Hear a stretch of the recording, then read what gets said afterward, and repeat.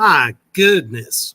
After a weekend of epic filming for a new TV series that I am now officially a part of, it is good to be back.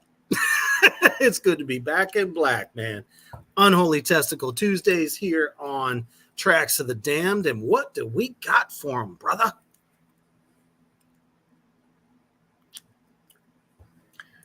Oh, we have a whole entire box of shit sickles for you.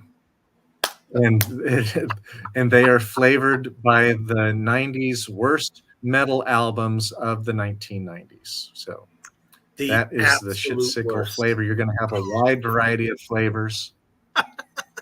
And so get ready, because the first one I'm starting off with is just fucking atrocious. And, coming into the 90s after such a successful run for so many epic bands in the 80s, they really lost it. They lost their touch, their originality. So many changed their formulas and just started putting out just ass of albums in the 90s. And it's like, woo, we think of longevity. They should have still been kind of putting out the hits as much as possible. What is up, everybody out there in the Morgrot universe? Babylon already. Yeah, Babylon's already here, peanut and corn flavored. You guessed it. Fuck! Look at our backdrop for the night. It's fucking Steel Heart. What is that? Steel fart that is. Kyler, what's going on, brother? I missed you too, man. Oh, it's good to see that. It's good to see all of you. Trust me, when I'm not able to do a show, I feel like a part of me has left my body. It kind of sucks. Hey, brother Aaron, what's going on? He says, fuck yeah, I miss my people. Man, missed you too. Mousebong in the house. I'm not sure what the purple hands signify. That's kind of neat. I've never seen that before. Yes, Babylon, steel shart. Oh, how I love your quick-wittedness. Kyler says he's ready to see you get pissed off. And believe me, there's plenty of them here. Mousebog says, Beast, did you see that TT I sent you after the glam band called Thor? Oh, maybe I did. It was a couple of days ago. Let me go back in there, see if I can find that. Oh, shit. Cody actually sang it. I will never let you go. Oh, it's fucking awesome. I just now glanced at it. Sorry. That's so busy. Now everyone's been able to hear it. Yeah, it's fucking awesome.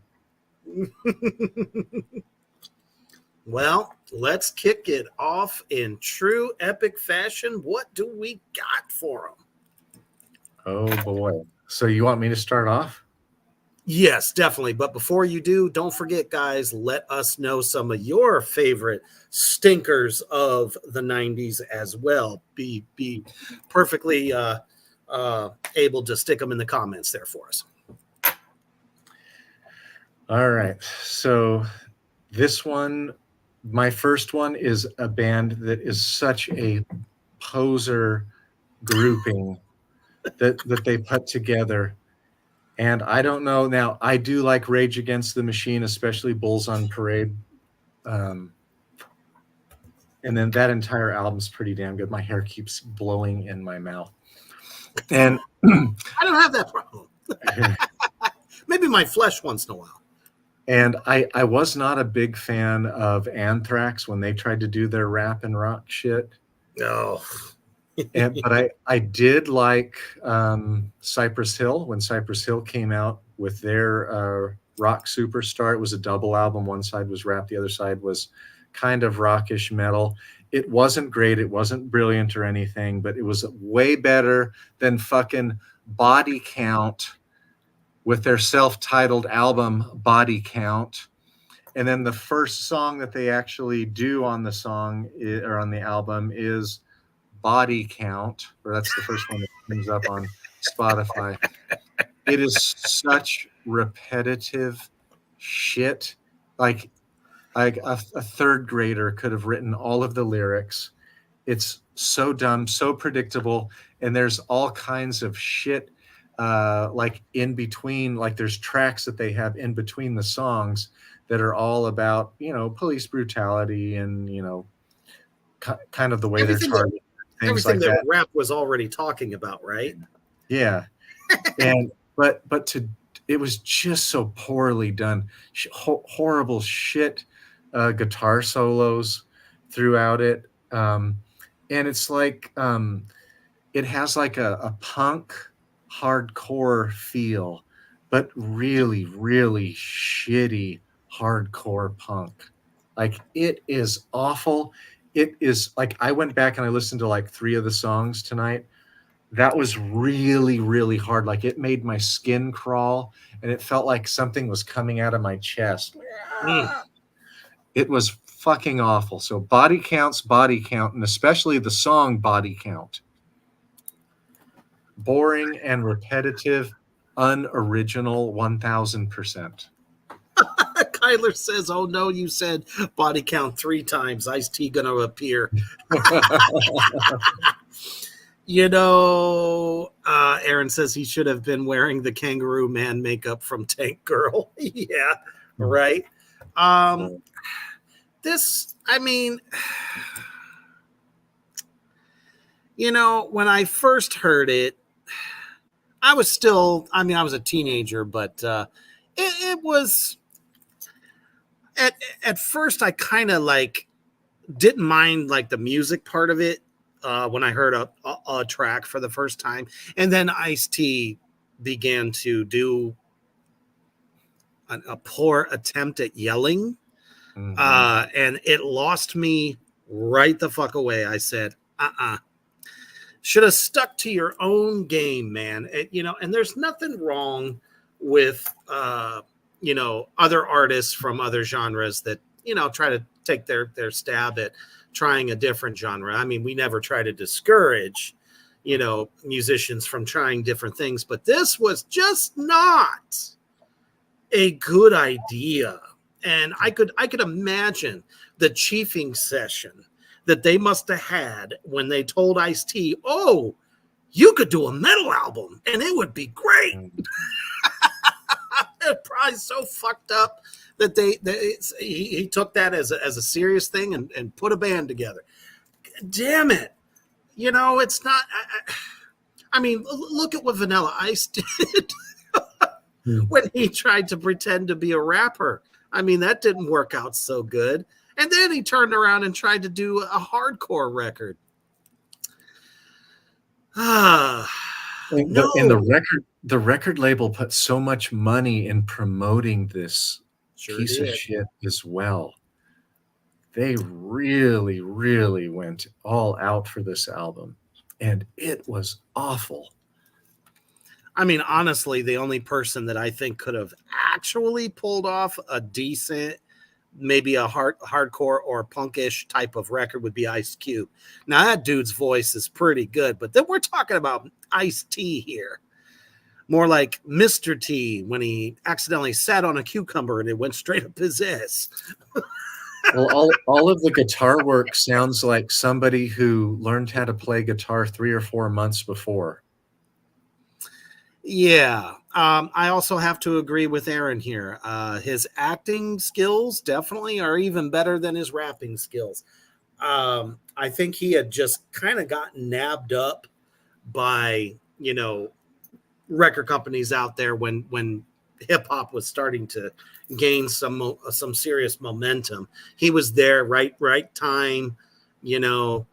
The guy could put some rhymes together, but you saw how quick he ended up doing movies. He only had like 1 album out, I think, and then he started doing movies. But yeah, this just is not. Oh yeah, what Mouse Monroe? The guitar solos are very. Oh yeah. I mean, I couldn't disagree, or I couldn't agree more on that. That is the very definition of somebody who thinks they're a musician and is most definitely not. Yes. That's a good one. Yeah, Yes. and Mousebong and I had some talks about that certain individual. Oh, I bet. As have we. I've just become numb to anything that fool puts out. I know. No, thank you. I'm just like, dude, like this is not the place for you airing dirty laundry. Oh man. And what's sad is he must have this like core group of a few thousand people that are just as whacked out and I don't know, sometimes depressed, sometimes, little, woe is me shit and think you're a fucking rock star. I'll never understand that bullshit. Now, this pick as my first pick, and I think it's very deservedly to be my first pick because you had fucking gold in your hand. I will never understand this. At what point does somebody get such an ego that they say, fuck it, I'm going to fire my entire band and get a whole brand new one just so I can do what I want to do because I now have clout in the industry. Everybody wants to work with me. Well, there's a saying, if it ain't broke, don't fix it.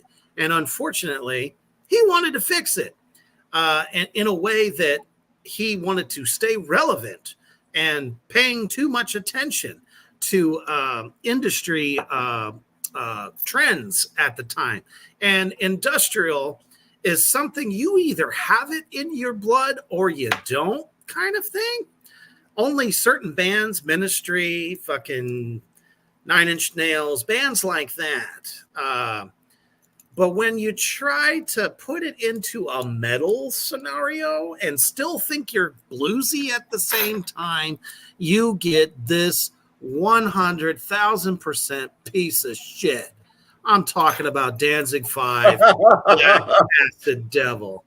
This was by far, and if most of you saw my promo video earlier, you could hear such a horrible, horrible rendition of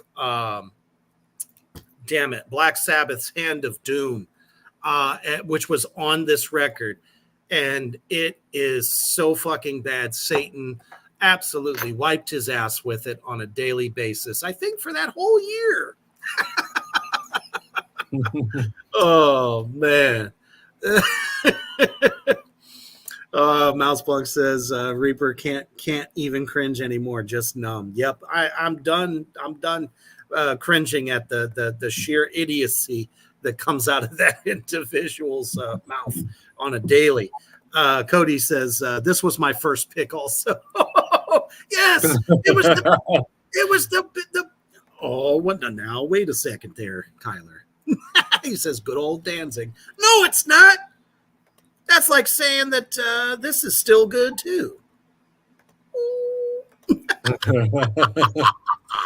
Nah, just fucking with you.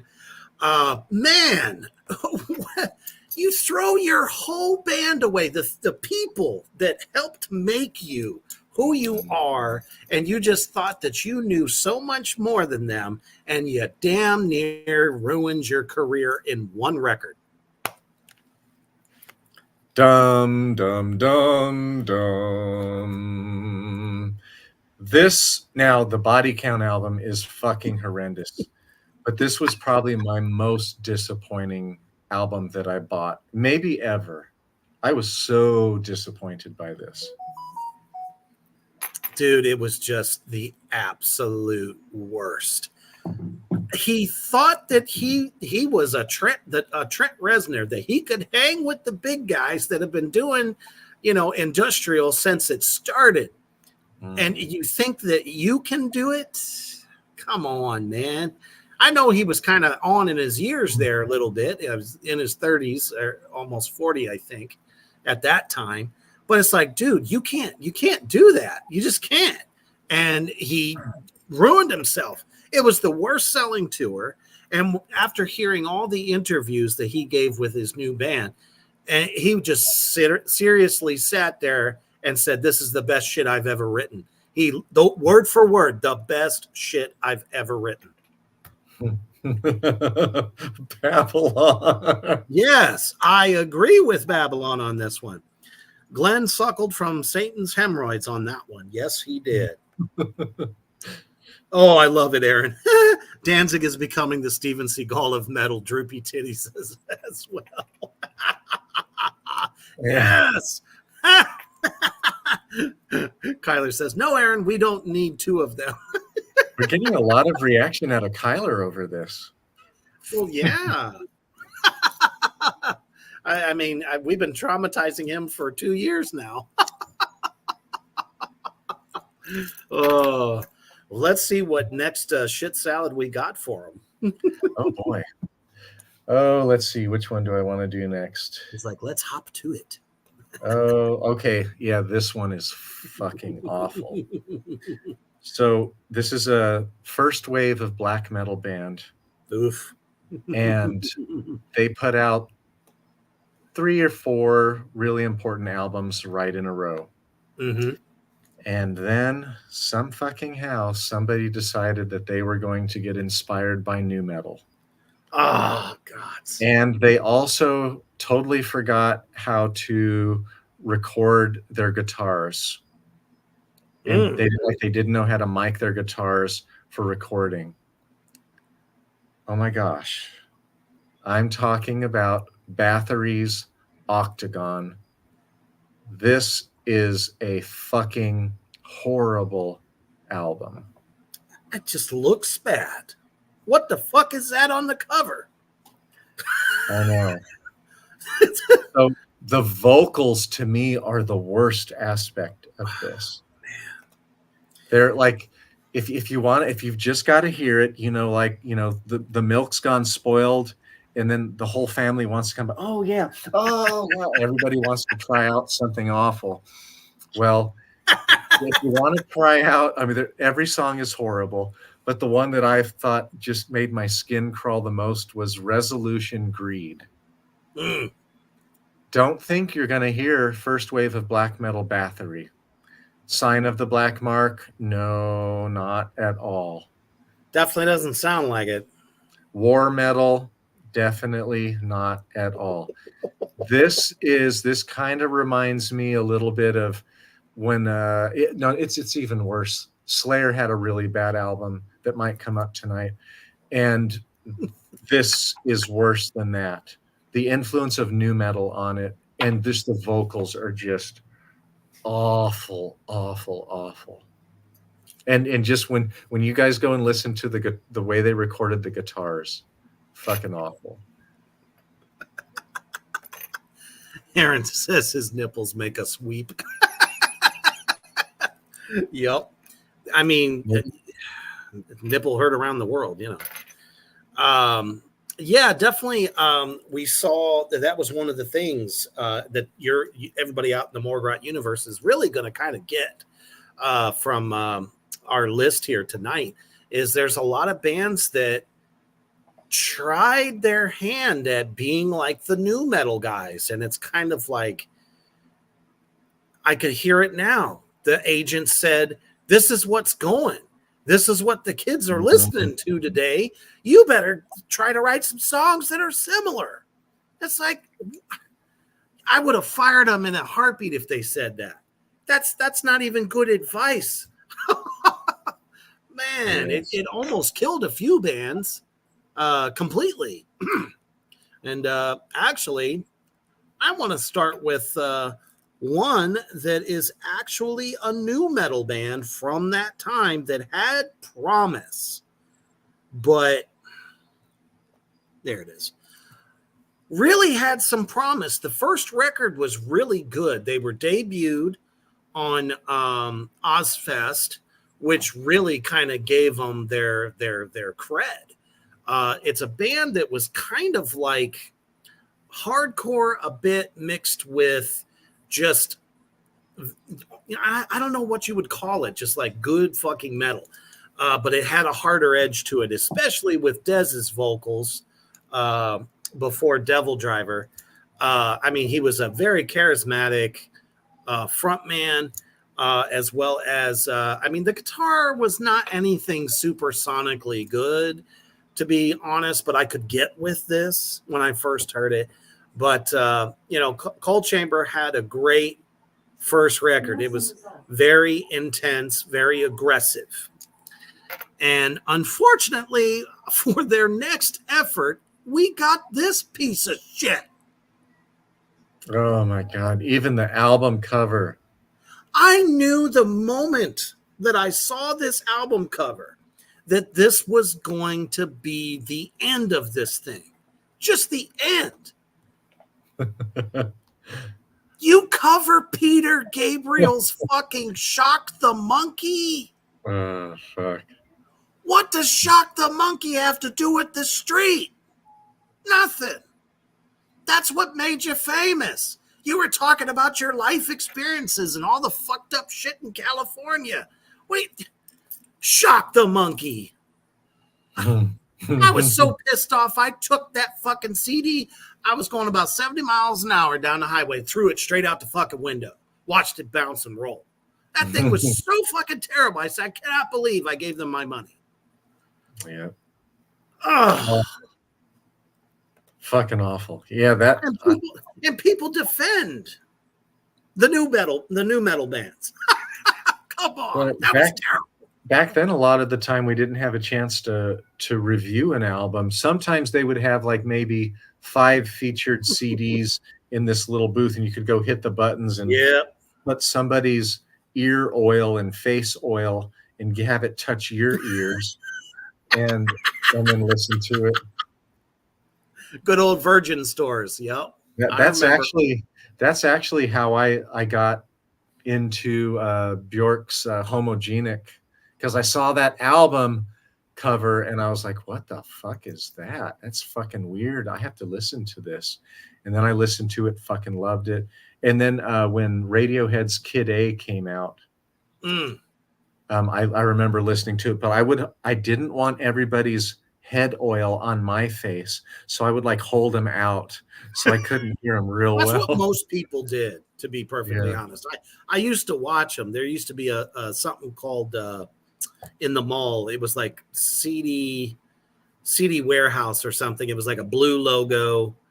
It was like the last of the record, the corporate record and CD stores. And I used to watch people do that all the time, where they wanted to listen to something and they'd just stand there holding it like that, away from them. And that's cool, Kyler. Honestly, though, that song was not the best cover for that band to do. The other songs were just lackluster. We wanted to hear Dez being aggressive, and he just didn't bring it on this record. And come on now. You can't sit there and tell me that was one of Ozzy's best vocal performances on that song.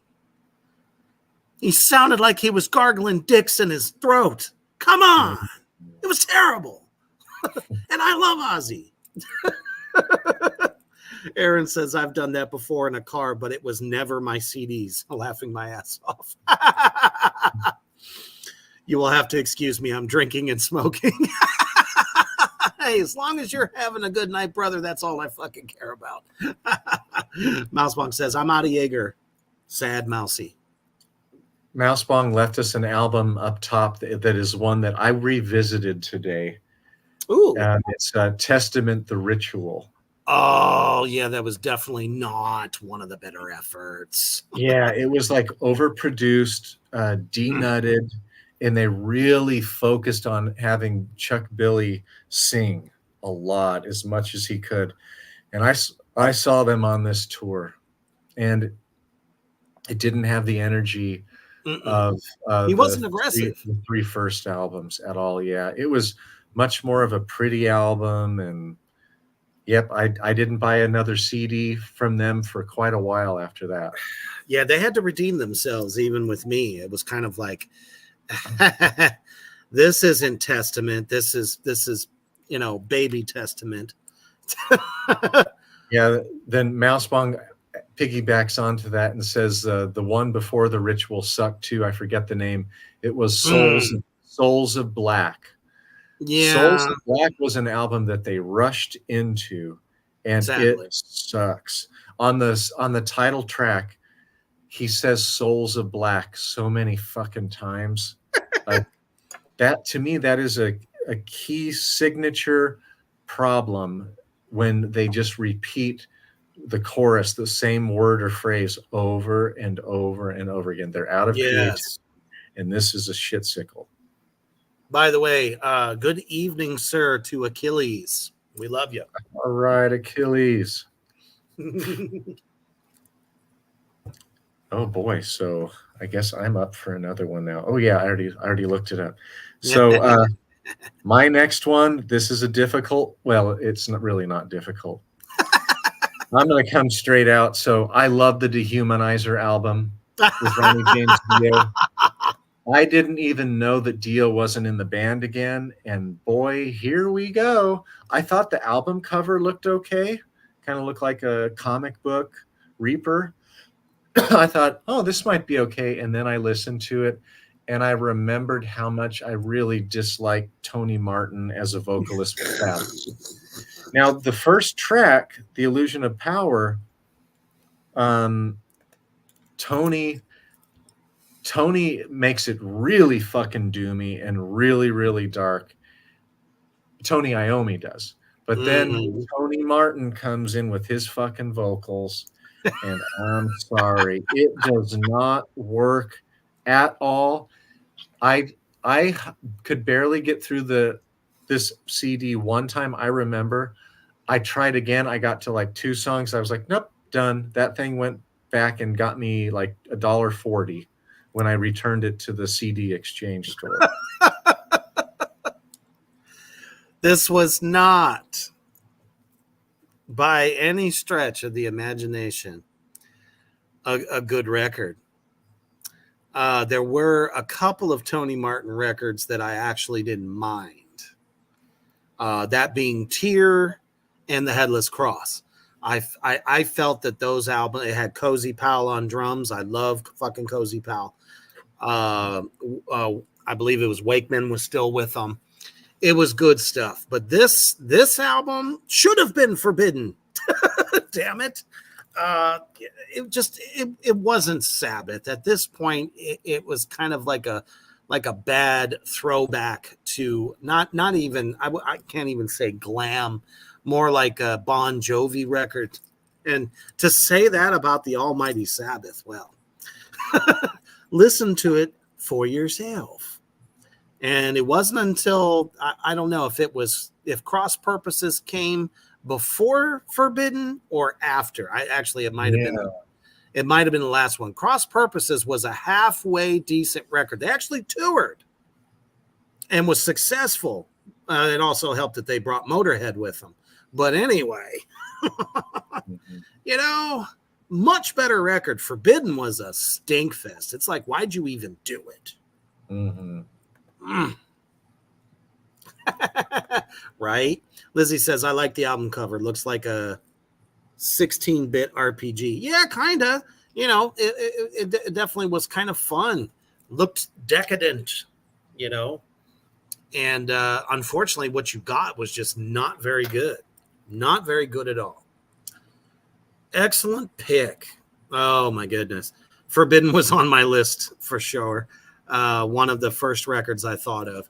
Yeah, how do you have a fucking winner like Dehumanizer and then you piss off the guy that made the record super fucking good, Ronnie James Dio, because he felt slighted that Sabbath dropped what they were doing because Ozzy said, this is my last tour and I want you to join me on stage for the last 3 gigs of the tour. And Ronnie was like, oh, fuck you. I thought we were, Sabbath again. Because you had Vinny and Dio, and then, of course, Tony and Geezer. They were a great combo. Mm-hmm. But damn, and there was a lot of musicians in this incarnation of Sabbath. It wasn't just your basic standard drummer, Tony, Geezer, and vocalist. You had, like, a keyboardist on stage with them. I mean, it was a whole different kind of feel. I don't know. Just not a good record. I agree with Cody. Cody brought up Exodus's Force of Habit. This is also a terrible album cover. The album is very forgettable, very uninspired. Yes. It's got like a kind of like a Basquiat-esque painting of a Middle Eastern Arab person wearing a schmuck. And then it's got this rainbow kind of graffiti bullshit on the side, like so not metal, doesn't fit. Like that was the last Exodus album that I bought. Like sometimes bands give you a shit sickle like that, and you're just like, okay, I'm not buying another album from you until I hear otherwise. That's right. You know, until your friends, your trusted friends and listeners of metal say, hey man, this album is actually pretty kick-ass. Yeah. Then it's like, okay, yeah, sure, I'll give it a listen, because if you're saying it's okay, I should probably check it out. Well, I wish people would have done this with this next fucking piece of absolute garbage shit. Again, staple metal bands trying to stick with the times, and because nu metal was really catching fire, they thought that they could do this and be successful at it. Now, we're used to things like Rain and Blood, South of Heaven, and Seasons in the Abyss. Mm-hmm. But I swear, when Dave Lombardo left the band, they lost their fucking writing ability and balls. We're talking about fucking Slayer and the album Diabolique in Musica. Great fucking cover. I think the cover was cool. But what we got was just ill-fated grooves, lackluster guitar riffing. It's like if you took Slayer riffs and put it over Limp Bizkit. Mm-hmm. I can't even cite a bad song because they're all bad. I also hated that they changed the logo. Yeah, that didn't help either. Why? Yeah. I mean, why did they feel like they needed to give it a facelift? Stay the almighty Slayer. Aaron knew this was coming for sure. Yeah, right. Oh yeah, we've mentioned it before in some other settings. This one was just not good. Tom Araya's voice it just wasn't aggressive. It wasn't what we knew and loved. Yep, just the nu metal influence is very apparent and very unwanted. And why do they stray away from the fucking formula that worked so well? It's simple. There's a roaming theme tonight. Everybody in the Morgrot universe. It is very simple. They have agents and record companies telling them that they need to switch it up and make it new. I don't know why they thought when they grabbed Paul Bostaph that people were going to say, oh yeah, this holds up against all your previous classics. Because up to that point, there wasn't really a bad record. Terrible. Metallica was the biggest fucking shit starter. They started the whole fucking thing. Once they sold out, everybody else did. Mm-hmm. Or they just lost their balls. Well, those two would go hand in hand, I think.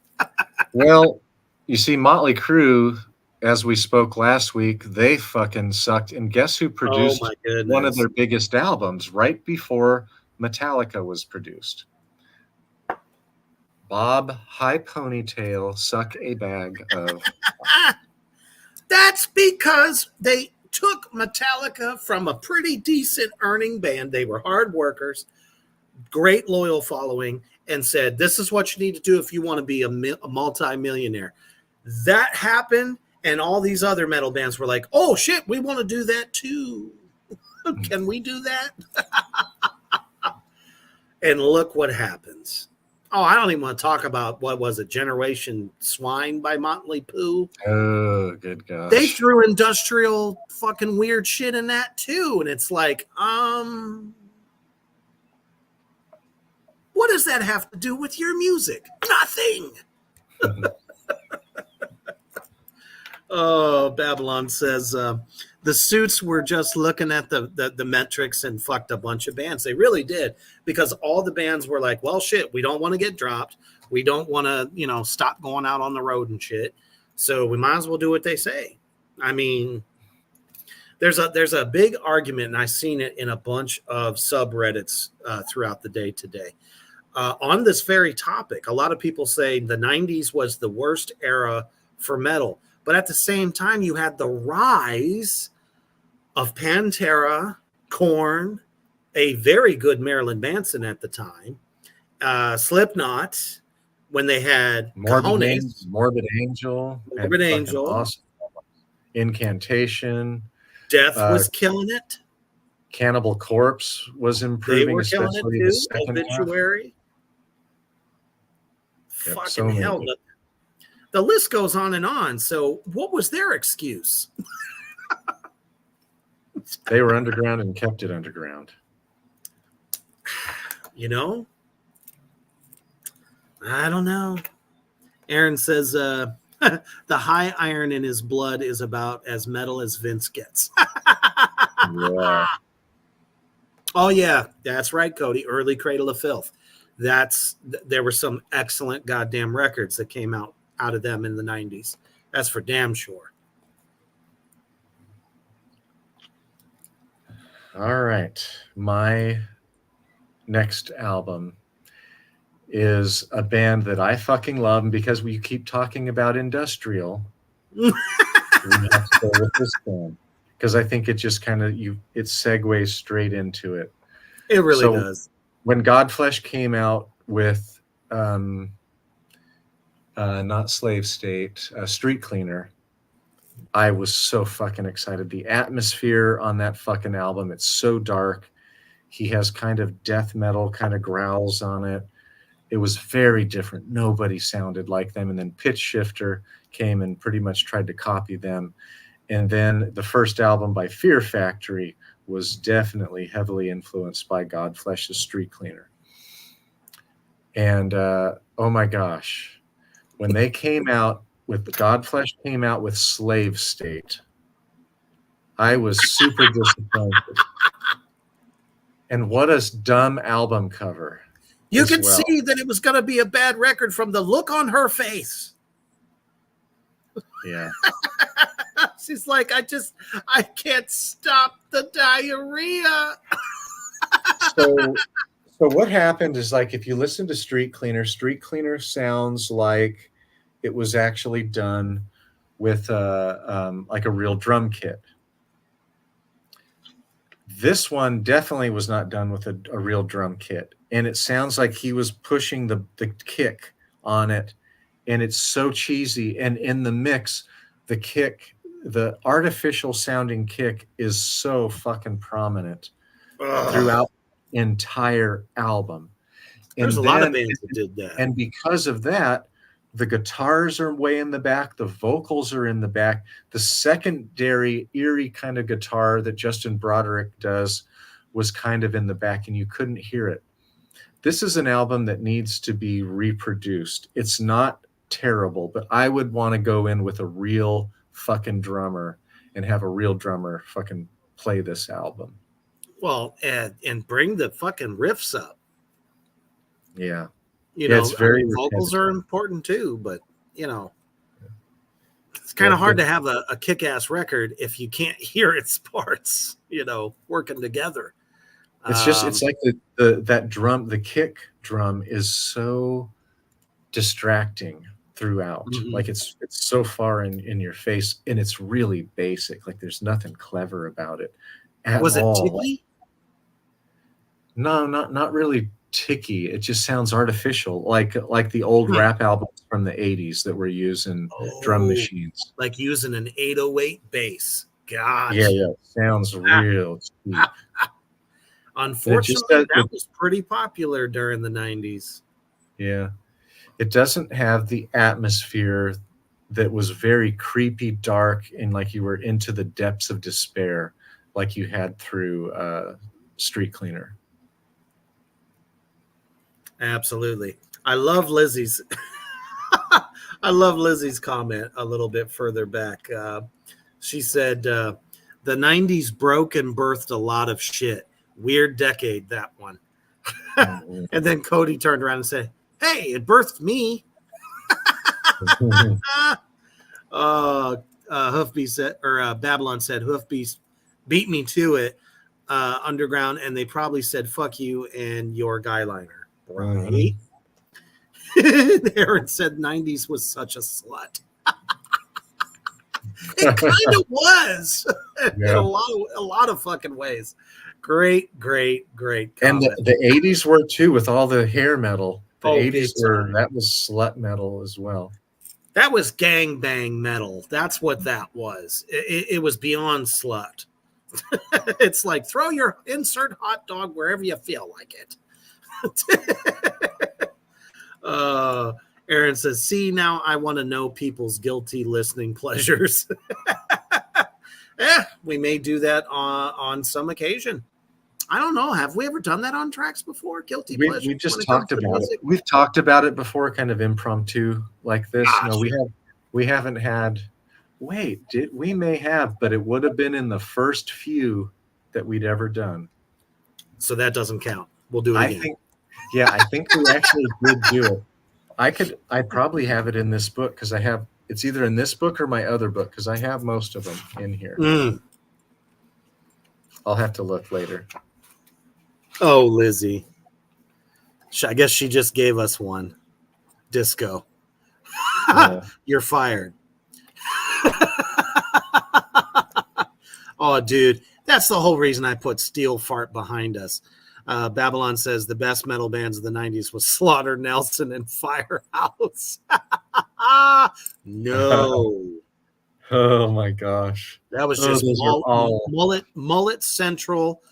And how bad can you sound like a cat getting stepped on? That's what those bands were. Let me see. So now I'm going to kind of switch gears a little bit and talk about some staple fucking bands that they didn't necessarily, well, some of the writing actually was pretty bad, but there's a couple of staple bands. I wonder if it has a lot to do with how they kept their vocals up during that time. Were they drinking heavy? Were they huge smokers? I don't know. But this band was very successful in the 80s. And I mean, I still like a lot of their shit. Actually, some of their newer shit is much better. But there was a period of time in this band's time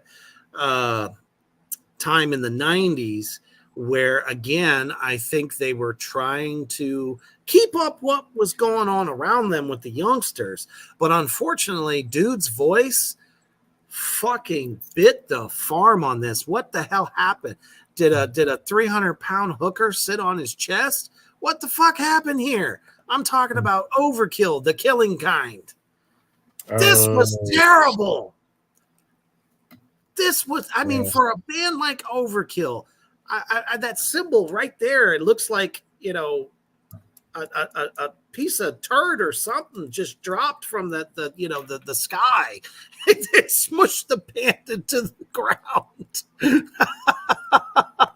But man, I revisited this record and I put it up against one of the earlier records, and I was like, oh God, I forgot just how horrible this was. And I can remember back in the 90s, it didn't get very good reviews either. And I think this came out during like right after Horoscope. Horoscope was a good album. Mm-hmm. Yeah, so yeah, if you want to listen, they could be groovy, did they? Yeah, bad choice. But I saw them about just over a year ago, and they were great. Fucking Bobby Blitz is fucking amazing vocalist. You know, boy, does he ever own the stage too. Really, really talented. I'm just glad they redeemed themselves after that stinker. Mm-hmm. We have so many comments. Oh my goodness.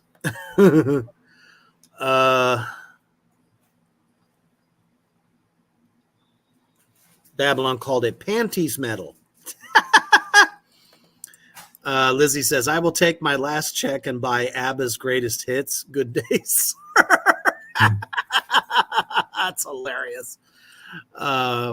Aaron says, what panties, Babylon? They didn't wear any. And this is true. Well, maybe it was, crotchless. Mousebox says, overkill. I hear black. Yes. She goes, ass. That was a terrible track. Honestly, I didn't like anything about that record whatsoever. When you don't grab me within, let's say, this by track 2, I know something's wrong. There was a podcast, a guy did like a list of the 10 worst metal albums in the 90s that were thrash bands that were staples. Man, he played a track off of it. It might have been that one. I was just like, oh, yeah. Uh-huh. Terrible. Cody says, which hair metal band do you think had the most STDs? Poison. I would see them or Motley Crue. Gene Simmons. Oh, God, he's so gross. I'm telling you. What? He had to have drugged these women. I can't not think about the regular show when I think about Gene Simmons now.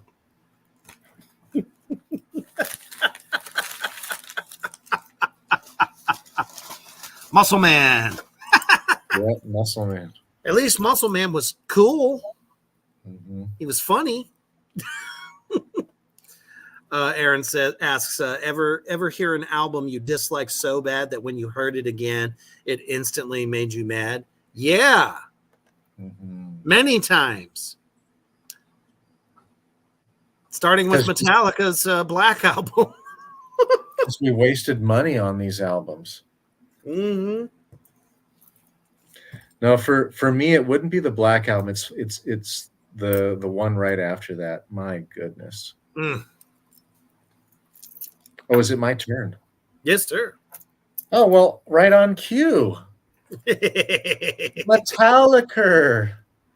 Metallica Load. How the mighty have fallen. Oh, gosh. So they turned down the gain when they recorded guitars on this album by a lot. Like big time. Real big time. And Lars cut his hair off. James cut his hair off. Jason already had his hair cut off. And that's what this album sounds like. They're all kind of clean cut now, hair parted on the side. Guy liner. Yeah, guy liner. And this is where Lars truly shits the bed. Oh, dude. Like even worse than he had in the past. But boy, did they pushed this album hard, and the album cover is just gross stupidity. Like yuck. Did they really think that was going to be catchy? And they changed the logo to be this flat, stupid thing. I mean, they really weren't metal so much anymore. Now they were like a hybrid of grunge in metal. But I think everybody already knows this, but it starts off with Ain't My Bitch. Dumb. Whiskey and a Jawa. Until It Sleeps could be okay if it was not Metallica, because it doesn't sound like Metallica. It has no nuts. It had no bite. It's kind of a pretty song, but not as Metallica. This was such a disappointment to me. King Nothing really features James singing like big time, trying to sing melody and stuff. Fucking awful. And then even worse than that is Hero of the Day. Hero of the Day is probably the worst song on that entire horrible album. And let's see, did they do a stupid? I don't know if they did a stupid cover. Yeah, I don't see that. Good gosh. They made this song. This album is 78 fucking minutes long. No, this doesn't need to be 78 minutes long. Awful. I mean, everybody already probably knows this anyways.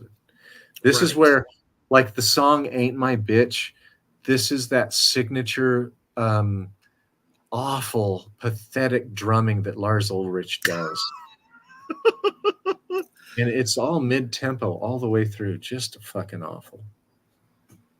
I mean, it's like he just doesn't understand how to put a beat together anymore, let alone a drum fill. Not that he was ever that great at drum fills before, but I mean, clearly on Ride the Lightning, Kill 'Em All, shit, even Master of Puppets, he could do some pretty decent drum fills for the most part. He wasn't fantastic. I don't think it was Lars's drumming that ever sold the band in the first place. Mm-hmm. It was the Hetfield's voice and the fucking guitar work. And of course, Cliff Burton. Damn. Oh, man. Babylon says the cover is a real photo of Lars's ass discharge of Bob Rock's spooge squirting out. That will be forever grained in my cerebral cortex. Thank you, sir. Totally don't appreciate that, but that was fucking hilarious. I think you're right. They say it's supposed to be blood mixed with semen. Well, he's a gaper.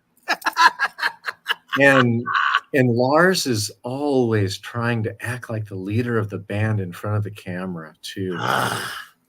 Like, it explains everything, especially Saint Anger. Oh, please. That he was the couldn't 90s even play as along well. to the song if you No, that was 2002. Yeah, I mean, if you see any of the live in studio stuff, remember what was it, Making a Monster or whatever the hell that fucking terrible film was? Some and kind Lars of monster. Yeah, some kind of monster, and Lars was so fucked up that he couldn't even play along with James at all, and James was pissed. Cocaine, people, cocaine. Mm-hmm. Some people can handle it, some people can't. Aaron says, I just tried to trash them and the chat stopped me. Oh, what? Cody says, King Nothing is tolerable to me, but fuck the rest. I didn't like any of it. None of it. Aaron says, my feelings against them and Lars was too much for the tube, apparently. I mean, he gets an awful lot of hate, that guy. Mousebong says, I heard Saint Anger in a car for the first time, and I wanted to throw it out the window. Yes.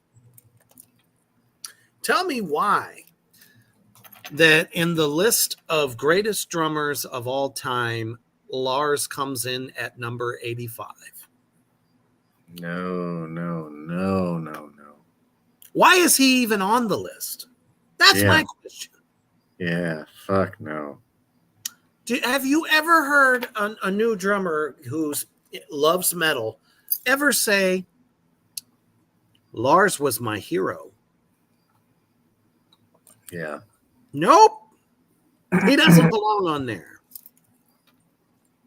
Fucking piece of shit. Yeah, I agree with Mousebong. She says, shouldn't be on the list because he's not great. Nope, there's nothing great about him. Aaron says, I wrote a comment. It wouldn't show it because it involved a drop kick. Oh, are we getting sensitive over there, YouTube? Really? You never censor any of the heinous shit we talk about on the goddamn program. Come on.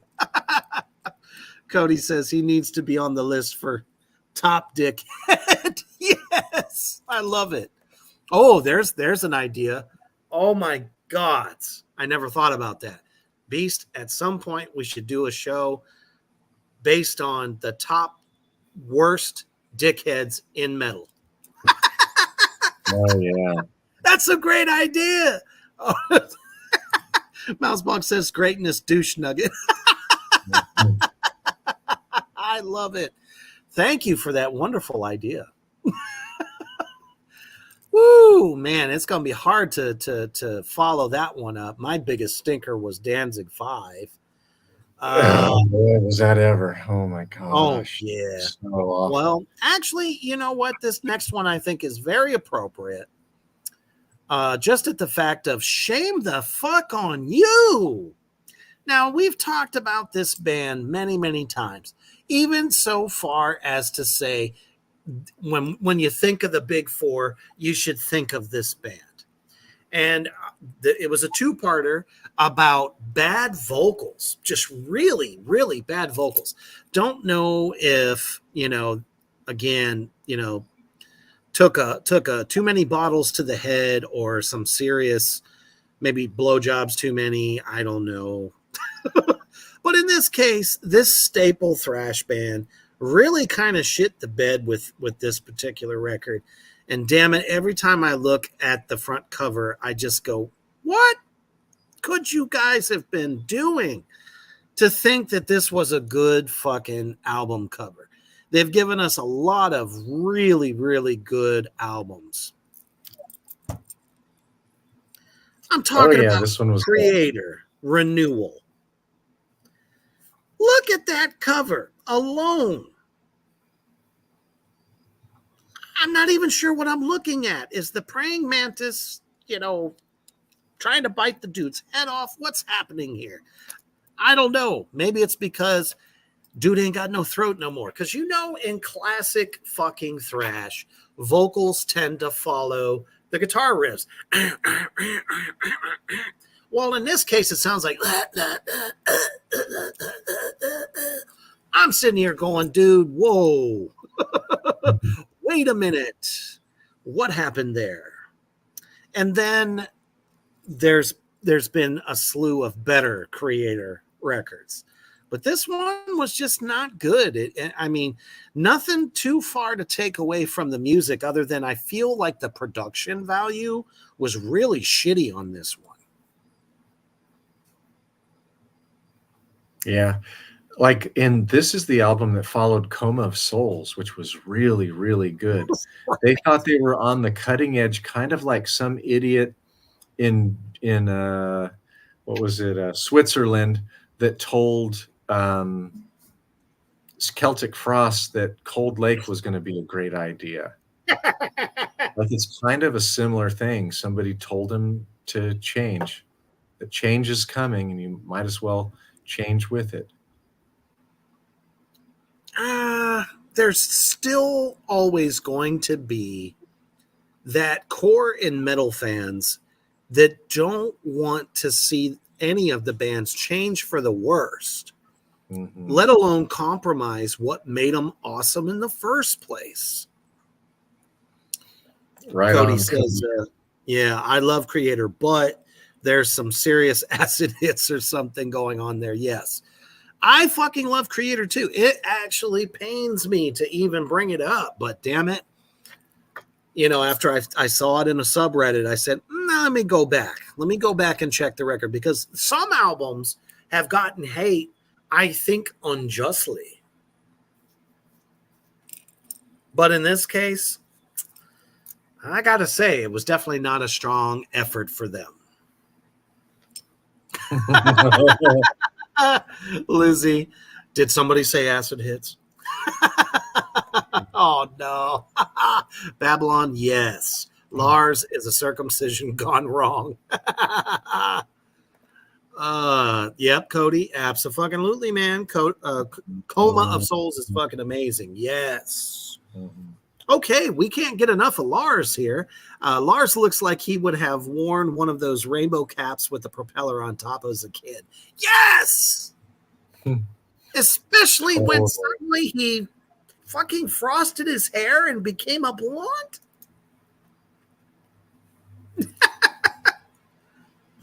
And did he? I mean, at some point, him and Kirk Hammett must have got together. You see some of them photos from back then. Mm-hmm. Mm-mm. Mm-mm-mm-mm. Oh, I'm only left with honorable mentions. Awesome. Dishonorable mentions. Yes. And Anthrax Stomp 242. Fucking Yeah. awful. Totally forgettable. We talked about this album like a month and a half ago. Mm-hmm. It's really bad. Megadeth Risk. This is where what's his bucket? Dave Mustaine cut his hair all like to this length. Yep. And it was all the same length, no layer. And it looks awful. And it's poofy red. It looks so cheesy. He looked like the girl on fucking the Charlie Brown. Yeah. It was definitely not a good thing. And let's see. Yeah, I had Testament, the Ritual was on there. And Iron Maiden, No Prayer for the Dying. That fucking album is bad. It was a huge change and a huge disappointment. Yes. All right. For me. Oh, do you have more? No, that's it. Oh, okay. I just wanted to make sure. For me, definitely, and I know I'll get blasted by somebody in the Morgrot universe, but I don't care because I know what good Ozzy is and I know what bad Ozzy is. And unfortunately, No More Tears was not good Ozzy. Mama, I'm coming home. Oh, Shut up. It had one good track. One good track. And that was Mr. Fucking Tinker Train. I like No More Tears as well because of the riff. Bum, bum, bum, bum, dun, dun, dun, dun, dun, dun, dun, dun. That's Zach being the brilliant Zach that he was. But damn it, the songs were just lackluster and seemed more like pop rock. Yeah, very overproduced. Not if raw. If he would have went out for real on that record, that would have been a fucking soiled legacy, in my opinion. Another one from another band that we all know and love, another staple band. But when the lead singer, and this is one lead singer that, in my opinion, is just the most amazing, aggressive, dark, and just, man, you feel like you've done worked out after listening to him. When Max Cavalera left the band, he had already been in Soulfly, had one of the biggest, most successful debut albums from leaving a huge band that you were known for in Soulfly. And then, nothing against the new singer, no pun intended, but their first effort to come out after that was weak. It just, I don't know.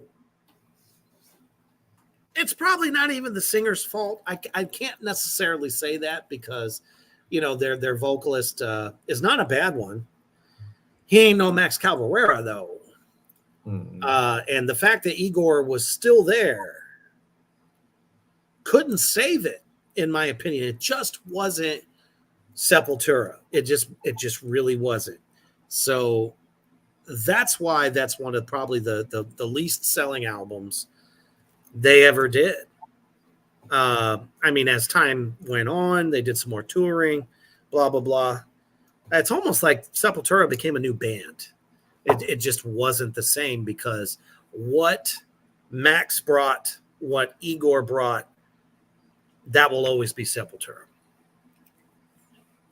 And I know they're not metal, but Can we all agree that this was not a very good move on Van Halen's part?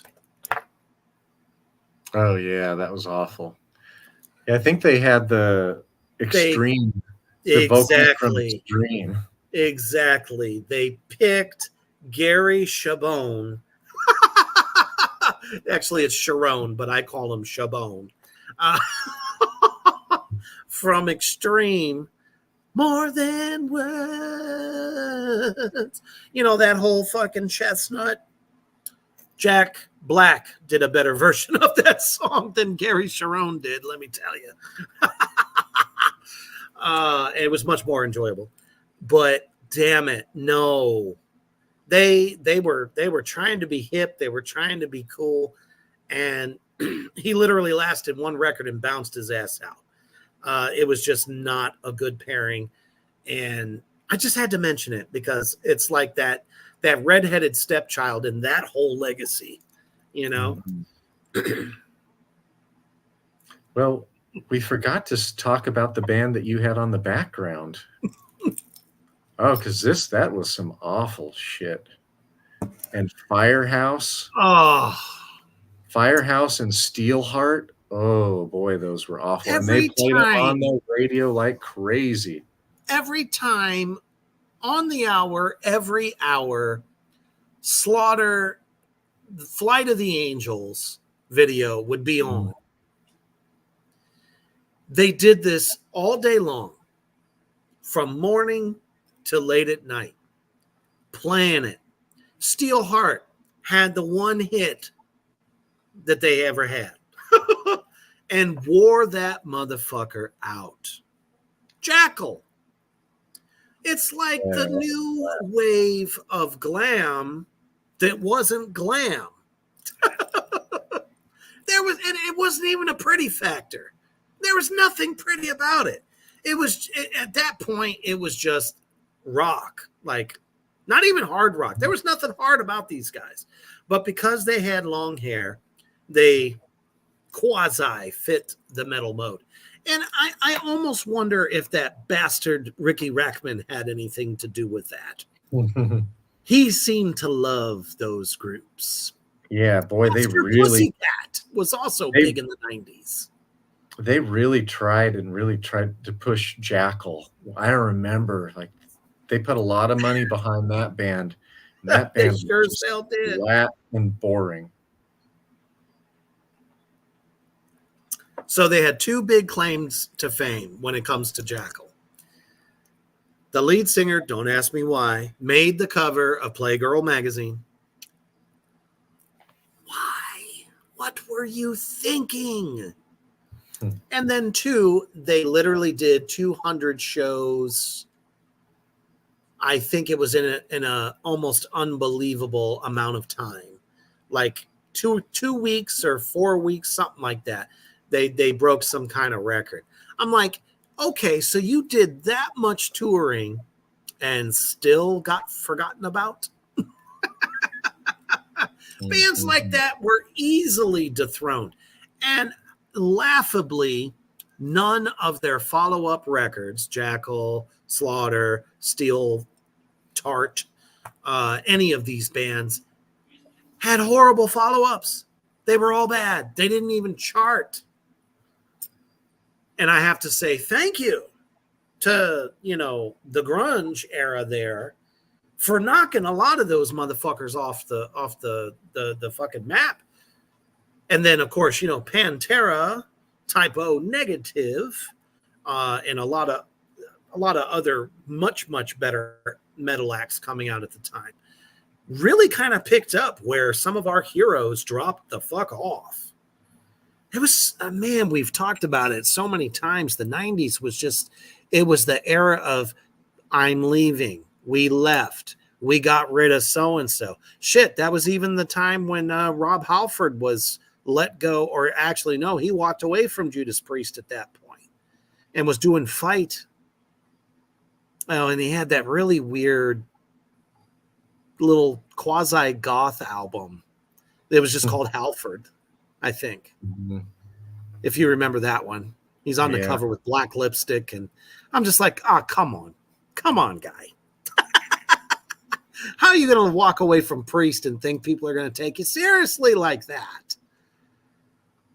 That was the problem. Too many great bands from the previous decade thought that they needed to change what they were doing, and probably to their credit, it really was their record companies trying to make them do it. Well, except for Glenn Danzig's case. He just fucked up. He was just a stupid ass. Shame on you, pint-sized Hulk. Gods. Man, just bad albums. Guys, these are just some of them. There are terrible records across the board in just about every subgenre. We urge you to check them out. If you want to check out the ones that we've been necking on for the last hour, you're more than welcome. But disclaimer, you might have to take a mega shit afterwards because they are fucking terrible. Oh, my goodness. We have a lot of comments here, I think. Yes, we do. What? Oh, my. Okay, I think I got here. I'm not sure what you took a picture of what? Let's see. Lizzie says, with the internet now, some folks are added to lists purely as clickbait and to rile up commenters for those interaction metrics. Oh, okay. Gotcha. Mousebong says, too many blowjobs, brains turned... Right. It was when I was talking about having really bad vocals. Let me see here. I know I missed a couple. I don't want to leave anybody out. Let's see. Oh, Babylon called it bruh metal. Right. Aaron said, I'm not a smart man, James, but I don't know what real drumming is. Oh, he was probably talking about Lars. Cody said, I've seen people hate on Paradise Lost Host. Yes. I also saw that in the subreddits. Haven't checked it out yet. Do you have anything on that record, Beast?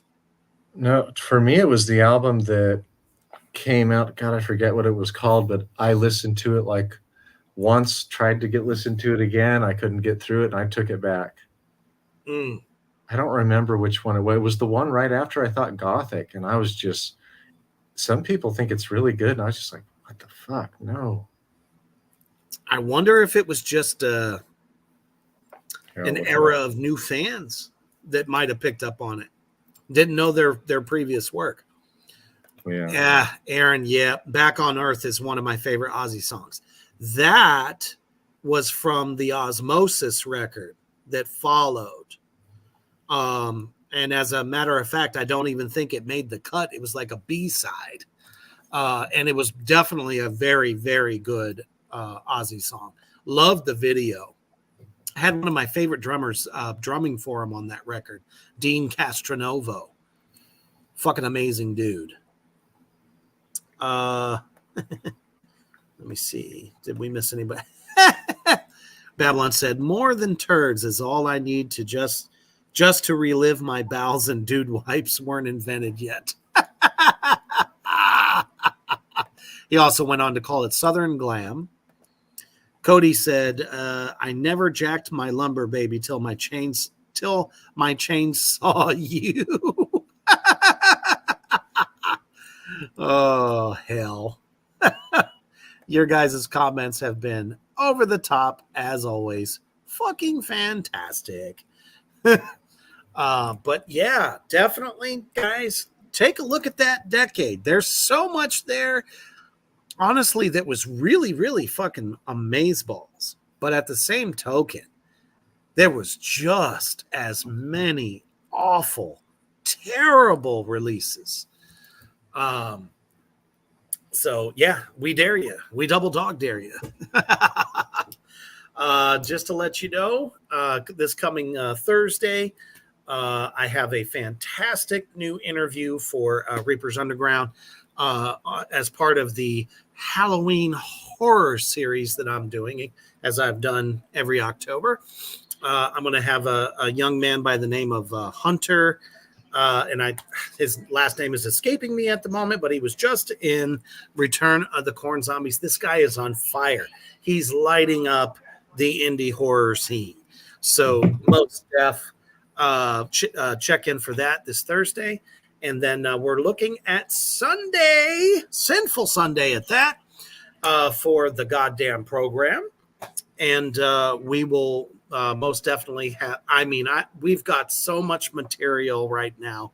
We're exuberating blasphemy in all facets of the universe. So thank you all so much for joining us tonight on Holy Testicle Tuesday. It's been a blast, and we can't wait to see you guys throughout the week. And most thing to always remember, when you're on the Wednesday commute, you must always stay heavy.